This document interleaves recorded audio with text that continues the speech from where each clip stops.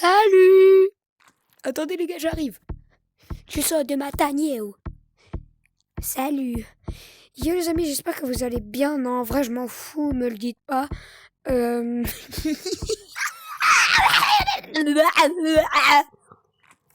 C'est bon, je ressors de ma tanière, ça fait peur en bas.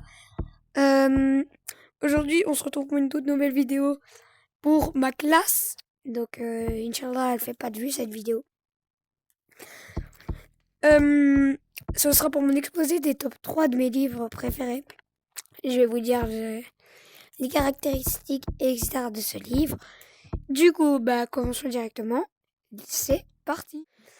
Mais en passant, juste avant que ça commence, toute ma classe, n'hésitez pas à vous abonner à ma chaîne. Voilà. Et même si c'est pas ma classe qui regardera ça, peut-être. Du coup, voilà. C'est mon pseudo, ma chaîne. Bon, bref.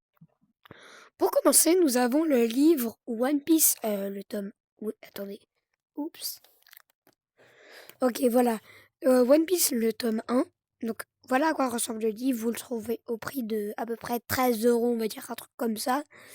Je suis pas sûre du prix, moi je lis, mais voilà. À chaque fois, je vous montrerai.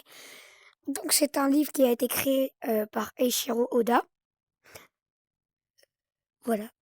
Et du coup, je vais vous lire un petit résumé du truc, en espérant que vous l'achetiez grâce à moi. Voilà. Alors, veuillez attendre. Voilà, j'ai préparé des textes. Enfin. Alors, l'histoire commence avec l'exécution de Gold D. Roger. Donc, c'est un grand pirate. Vraiment, Luffy, il est là au début. Et lui, il est là. Enfin bref. Le roi des pirates, avant de mourir, il révèle qu'il a caché son trésor légendaire, le One Piece, quelque part dans le monde de... Cela longe l'âge d'or de la piraterie. Donc, ça a vraiment existé, les pirates, etc. Et l'âge d'or a vraiment, je pense, existé. Continuons. Alors, pardon. On découvre ensuite que Monkey D. Luffy, un garçon dynamique et un peu fou, on va dire, il n'a qu'un rêve, devenir le futur roi des pirates. Malencontreusement, il mangea le fruit du Gom-Gom version Nika. La version Nika, c'est la version la plus puissante du Gom-Gom, si je dis pas de conneries. Du coup, voilà. Ce qui lui donna des pouvoirs extraordinaires par la suite. Attendez. Starfall! Attendez, je reviens. Pardon. Du coup, voilà. Pour ce livre, je lui mets un 8 sur 10. Franchement, c'est une bonne pépite à regarder pour commencer One Piece. Et sur ce, passons directement au deuxième livre. Et restez à la fin, madame, s'il vous plaît. J'ai une surprise. C'est ma bague pour vous. Pour vous épouser. Du coup, pour la deuxième partie de cette vidéo, je me suis sur le jeu qui s'appelle Verlex, voilà. C'est un jeu de parcours, mais bref, c'est pas le sujet. Du coup, mon deuxième livre préféré, comme ça, là, c'est le livre Instinct. Là, c'est encore un manga, il n'y aura que des animés dans cette vidéo, mais j'aime trop. Bon.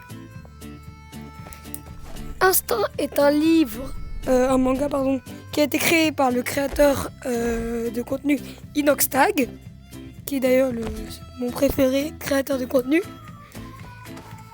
Et ça raconte l'histoire de Aki, 19 ans, atteint d'un virus qui s'appelle le Noctus et qui en gros ne peut pas être soigné.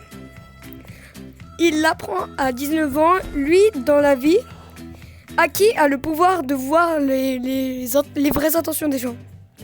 Donc pour lui, c'est pas un avantage, c'est un malheur. Car si par exemple il voit une grand-mère dans une banque, et lui il peut savoir par exemple si c'est une grand-mère, par exemple une voleuse ou quoi. Enfin bref, c'est mal imaginé, mais enfin. Et du coup, à la suite, Aki c'est comme ça qu'il s'appelle le personnage principal, va découvrir qu'il y a un moyen et un unique moyen de le réparer. Alors j'ai dit de soigner ce virus. J'ai dit qu'il n'y en avait aucun, mais si en fait. Il y en a bel et moins un, mais genre vous allez voir. C'est dans un monde, dans un autre monde, qui sont avec des gens qui sont aussi, le Noctus. Et du coup c'est une compétition où il n'y aura qu'un vainqueur. Enfin bref, l'histoire est vraiment bien, pas pour un streamer qui n'a jamais fait de base de manga. Et du coup bah voilà, j'adore ce manga. Pour une note, je lui mettrais vraiment 9 sur 10. C'est vraiment un excellent manga. Pour le prix de aussi 13 €. One Piece, j'étais pas sûre, mais là je suis sûre. D'ailleurs, la personne qui commence par M, je lui ai offert. OC aussi, je lui ai offert. Et voilà. Je crois que je l'ai pas offert à quelqu'un d'autre. Enfin bref. Du coup, si vous aimez un peu tout ce qui est action, si vous aimez aussi Inoxtag, d'ailleurs, et franchement, ce livre est fait pour vous. Bon, sur ce, on va passer au dernier livre. Du coup, voilà, juste une photo du livre, encore. Voilà, let's go. Du coup, pour ce troisième et dernier livre, ce sera Demon Slayer 1. Du coup, je vais vous dire maintenant le résumé du livre. D'ailleurs, on est avec un invité spécial, pas de gros mots. Samuel, allô, c'est mon pote québécois. Allô? Oui, pas de gros mots. Bon, alors, je te dis quand tu dis ton texte. Prépare-toi. Alors, Demon Slayer.